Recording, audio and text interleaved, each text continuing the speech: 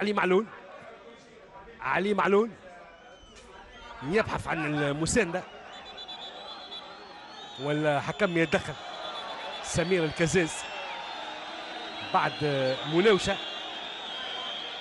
بين وهبي الخزري والمصطفى دياو.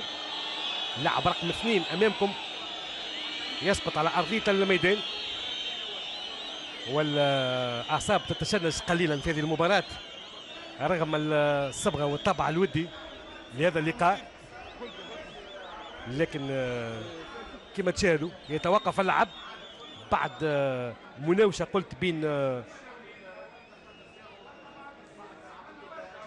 دياو ووهبي الخزري. هذه امامكم الاعاده. ننتظر اذا عوده اللعب. بعض اللاعبين اللي ينشطوا في بطولات اجنبيه اوروبيه بالنسبه للمنتخب الموريتاني.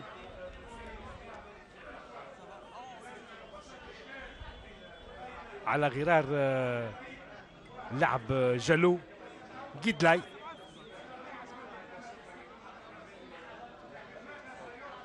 او جالو جيدلاي اللاعب نانسي الفرنسي، اللاعب رقم 8. ثم اقصاء